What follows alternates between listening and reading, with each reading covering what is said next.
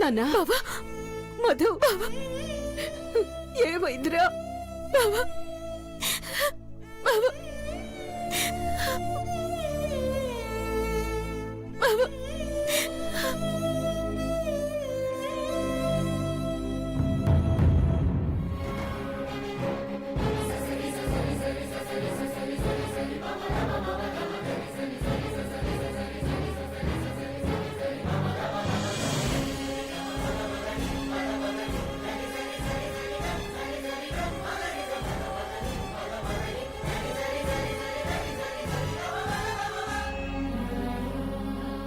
ఏమండి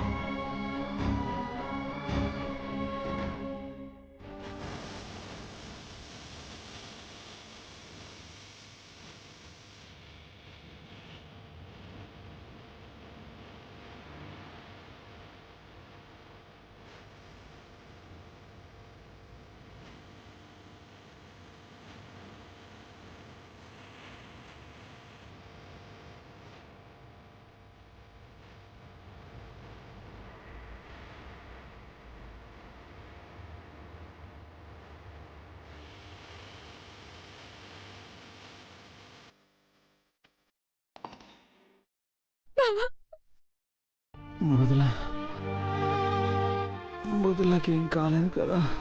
ఆపరా మృదుల మృదుల మృదుల దాని గురించి మాట్లాడద్దు. దేవుడా, మళ్ళీ ఏదో గొడవ అయినట్టుంది. అయినా ఏంట్రా ఇది? ఎవరైనా ఇలా ప్రాణాలు అడ్డేస్తారా? అది కూడా అర్హత లేని దానికోసం. అర్హత లేదంటావేంటమ్మా? నేను ఈరోజు ప్రాణాలతో ఉన్నానంటే తన మెళ్ళో కట్టిన తాళి బలమే.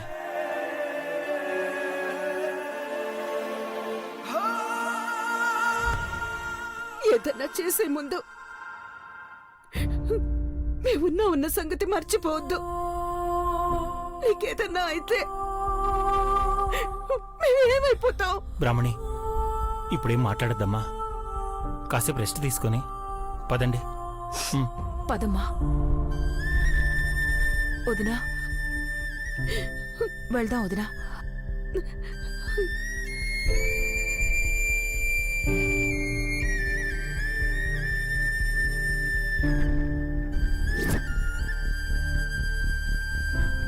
ఈ పరిస్థితుల్లో నన్ను వదిలి వెళ్ళదు.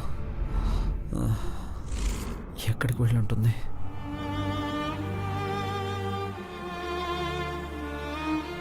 మీరు ప్రమాదం నుంచి గట్టెక్కారు, అది చాలు. ఇక ఈ జీవితంలో మళ్ళీ మీ కళ్ళ ముందుకు రాను మధు గారు. మీరందరూ సంతోషంగా ఉండండి. ఈ గుండెల్లో మీ మీద ప్రేమ చావదు, మరొకరి మీద ప్రేమ పుట్టదు.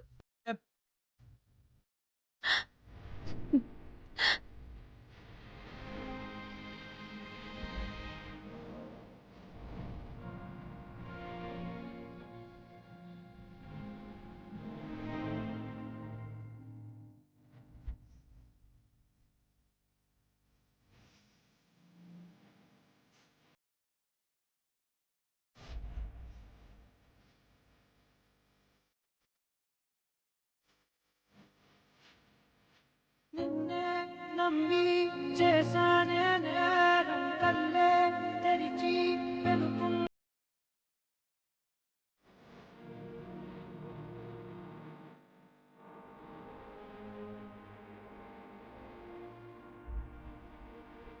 తాని బంధానికి మించిన గొప్ప బంధం ఈ లోకంలో ఏది లేదన్నయ్య.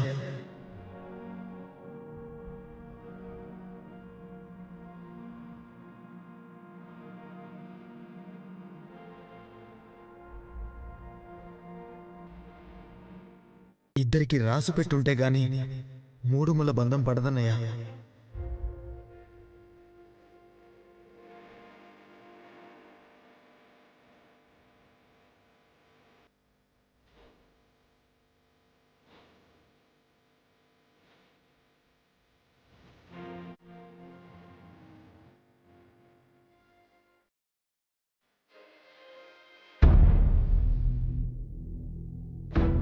2 రోజుల నుంచి చూస్తున్నానమ్మా. నిప్పుల మీద నడిచో. అమ్మవారికి సేవలు చేస్తూ దీక్ష చేస్తున్నావు.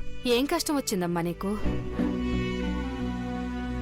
సీతమ్మ వనవాసంలో ఉన్నట్టు ఒక్కదానివే ఉంటున్నావు. నీ రాముడేమయ్యాడు తల్లి?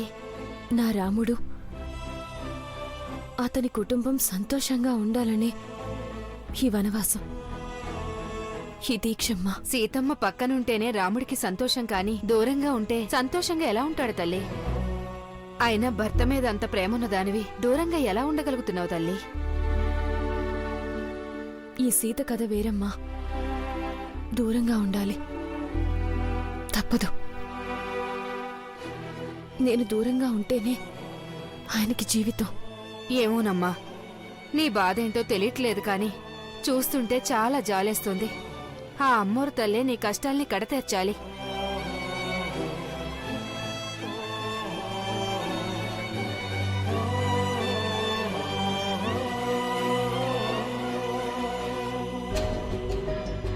అనయ్య, వదినా, అనయ్య, ఏంటమ్మా? అనయ్య, ఇప్పుడే పంతులు గారితో మాట్లాడాను. సాయంత్రం 6:30 మంచి ముహూర్తం ఉందట. ముహూర్తమా? దేని గురించమ్మా? దేని గురించేంటన్నయ్యా? మధు మానసిల నిశ్చితార్థం గురించి.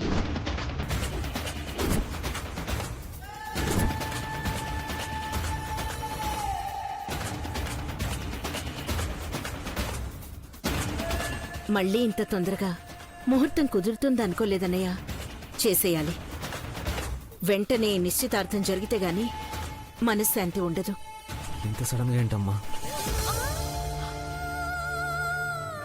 ముందే ప్లాన్ చేసుకొని చేశాం. ఏం జరిగిందిరా? ఆ దరిద్ర మొహం దానివల్ల మొత్తం నాశనమైపోయింది.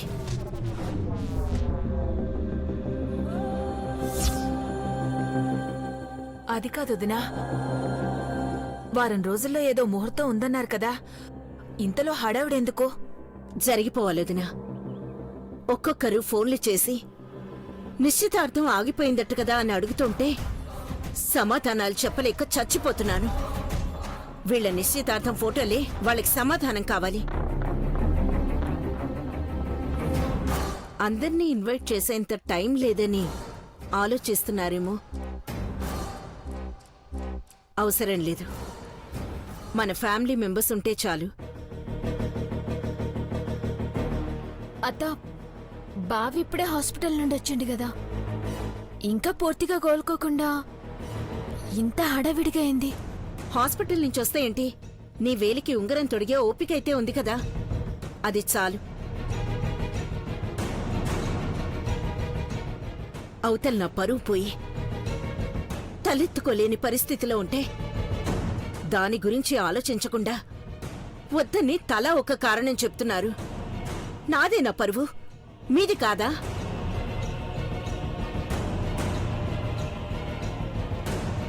అంటే పెద్దమ్మ మృదుల లేదు కదా, తను లేకుండా నిశ్చితార్థం జరగడం ఇష్టం లేక వద్దనంటున్నారేమో. సరయ్యో, ఇప్పుడెందుకే దాన్ని గుర్తు చేస్తావు?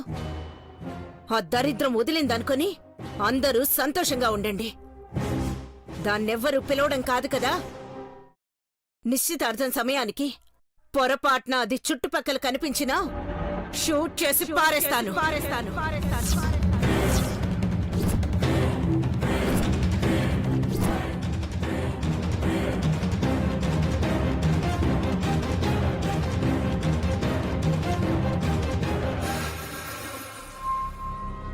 అన్నయ్య, మీకు నా మీద ప్రేమ గౌరవం ఉంటే ఈ నిశ్చితార్థం జరిపించండి.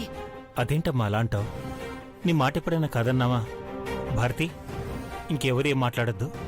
సాయంత్రం 6:30కి నిశ్చితార్థం. ఆ ఏర్పాట్లు చూడు. అలాగేనండి.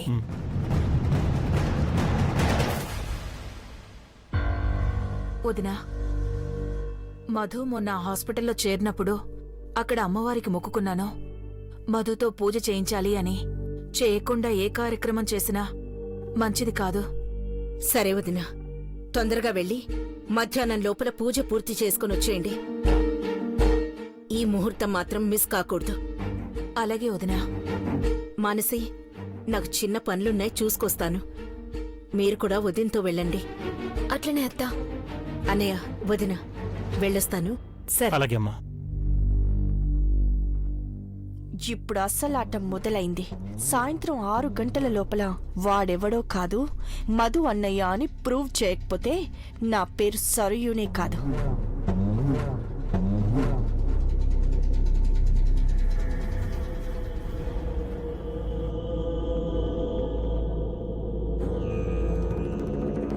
అమ్మా,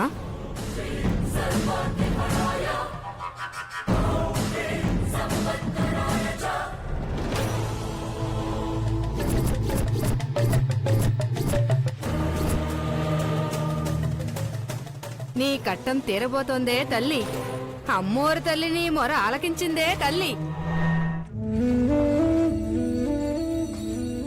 నిజమే తల్లి, నేటితో నీ వనవాసం తీరిపోతుంది. మబ్బుల సాటున్న నెలరాజు బయటికొస్తాడు. నీ మీద సల్లని ఎన్నెల కురిపిస్తాడే తల్లి. నీ రాజు నిన్ను తీసుకుపోనీకొస్తున్నాడే తల్లి.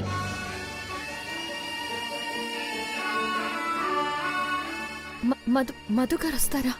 రే, అమ్మ సాయంత్రం నిస్తార్థం అంటుందిరా. ఏం చేయాలో అర్థం కావడం లేదు. ముందు మృదుల ఎక్కడుందో వెతకాలి. ఇంకా నిజాన్ని దాచి తప్పు మీద తప్పు చేయలేను. అమ్మకి, మానసికి, అందరికీ నిజం చెప్పేయాలి. రే, నేను కూడా బయలుదేరుతున్నాను. మీరు కూడా వెతకండి రా, ప్లీజ్ రా.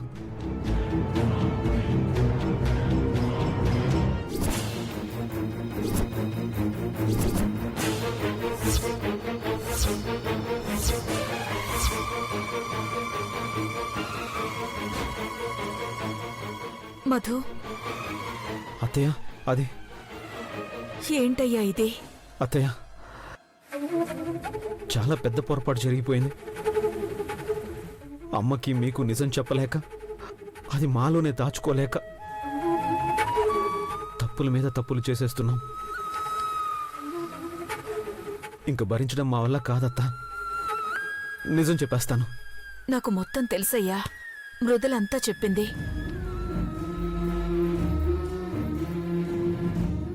ఇంత బాధని గుండెల్లో పెట్టుకుని ఎలా భరిస్తున్నావయ్యా?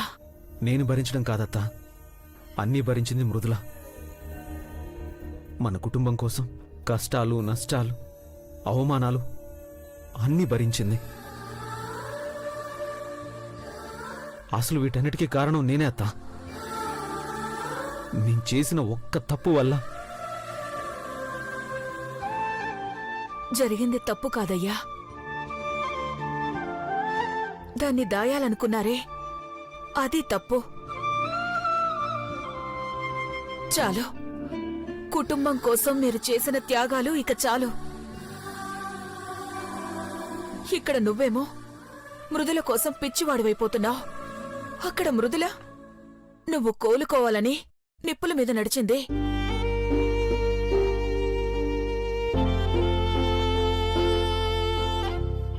నీకోసమే తప్పిస్తూ నిద్రాహారాలు లేకుండా అమ్మవారినే కొలుస్తుందయ్యా. మా కోసం దూరం అవ్వాలనుకుంటే ఈ కుటుంబం బావుంటుందని ఎలా అనుకుంటున్నారు? తాళి బంధం పడ్డాక ఎవరూ దాన్ని దాటలేరయ్యా. క్షమించత్తా. నిజం చెప్తే మానసిక అన్యాయం చేస్తున్నామని మమ్మల్ని దోషులుగా చూస్తావనుకున్నామే.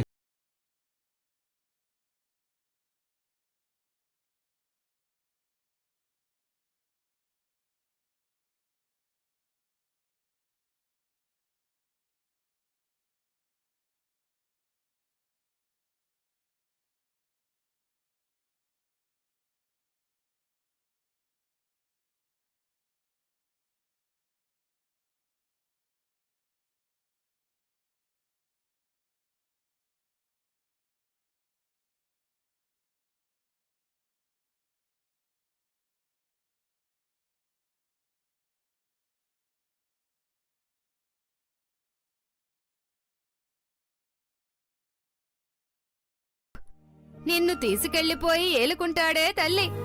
లేదు, నా కోసం ఆయన రాకూడదు.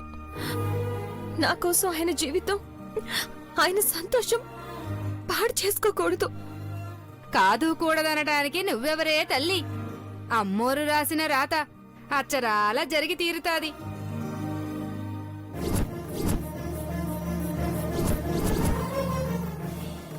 సత్యం చెప్తున్నా, అమ్మోరు మాట ఇనుకో తల్లి. రేపు తెల్లారి పొద్దు పొడిచేసరికి నీ అత్తింట్లో నువ్వు కుడికాలు పెడతావు. ఇది ఖాయమే తల్లి. వస్తా. సోది చెబుతానమ్మ సోది. బ్రాహ్మణి అమ్మగారి ఇంట్లో అడుగు పెట్టడమా? వీల్లేదు. అసలు బ్రాహ్మణి అమ్మగారికి ఈ విషయమే తెలియకూడదు. మృదుల ఎక్కడుందో చెప్పత్తా. నేను వెంటనే వెళ్ళి చూడాలి. అమ్మ దగ్గరికి తీసుకొచ్చి నిజం చెప్పాలత్తా. తొందరపడద్దయ్యా. నువ్వు కోలుకున్న వెంటనే అమ్మవారి దగ్గరికి తీసుకొచ్చి అభిషేకం చేయిస్తానని మృదుల మొక్కుకుంది. ఇంకా చెయ్యాల్సినవి చాలా ఉన్నాయి. తర్వాత ఏం చేయాలో ఎలా చెప్పాలో ఆలోచిద్దాం. పదయ్యా.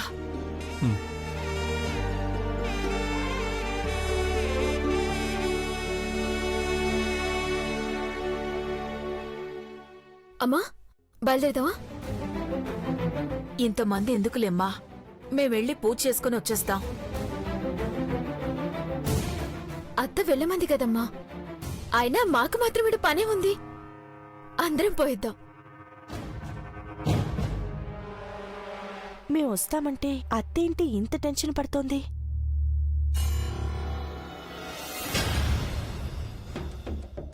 వీళ్లతో పాటు అత్త కూడా ఏం నాటకాలు ఆడడం లేదు కదా? చెప్పత్తా. ఎక్కడున్నారు మానసి? ఇప్పుడే గుడికి బయలుదేరుతున్నావు అత్తా. మీరు వెళ్ళక్కర్లేదు మానసి. నా ప్రోగ్రాం మారింది. డైరెక్ట్గా షాపింగ్కే వెళ్తున్నాను. నువ్వు సరియు అక్కడికొచ్చేయండి. అట్లనే అత్తా. సరే.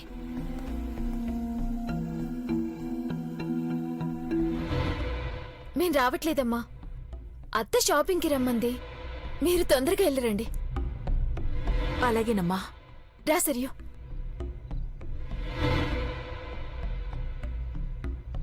వసంత, అమ్మా, మృదుల దగ్గరికి వెళ్తున్నావు. నువ్వు కూడా రా. పద. అలాగే అమ్మా.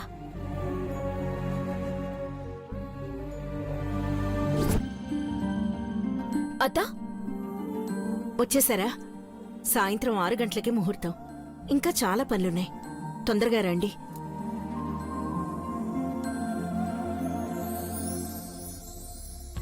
వద్దమ్మా,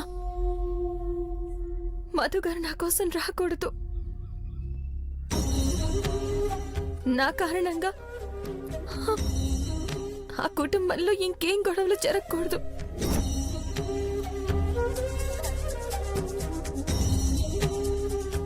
మృదుల,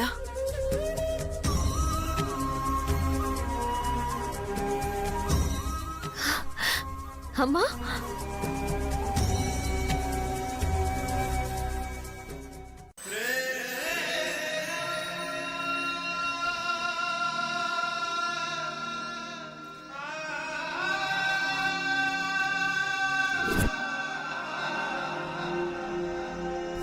నీ మెళ్ళో 3 ముళ్ళేసిన రాజు నిన్ను తీసుకెళ్లిపోయి ఏలుకుంటాడే తల్లి.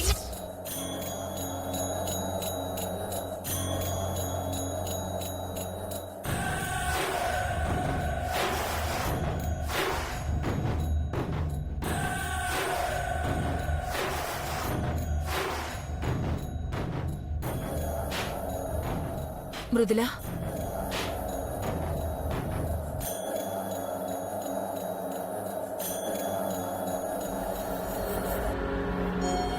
నాకు తెలుసన్న సంగతి మధుకి తెలుసమ్మా. ఈ రోజుతో దీనికి ముగింపు పలకాలని ఇక్కడికి తీసుకొచ్చాను.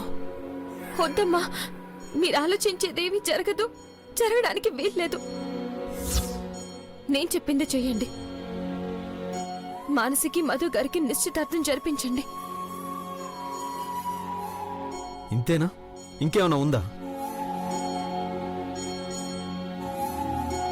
చూడత్తా, నేను మాత్రం మానసిని పెళ్లి చేసుకుని సంతోషంగా ఉండాలి. తను మాత్రం నేను కట్టిన తాళిని అలాగే ఉంచుకుని నన్నే తలుచుకుంటూ జీవితం గడిపేస్తుందంట. తాళి కట్టినోడు సంతోషంగా ఉండాలి, కట్టించుకున్న తను మాత్రం అన్యాయం అయిపోవాలి. నాకో న్యాయం, తనకో న్యాయం. అత్త ఎంత చెప్పినా ఇదే మాట. మాట్లాడడానికి ఒక అర్థం అంటూ ఉండక్కర్లేదా? అసలు దేనికోసం త్యాగం చేయాలనుకుంటుంది?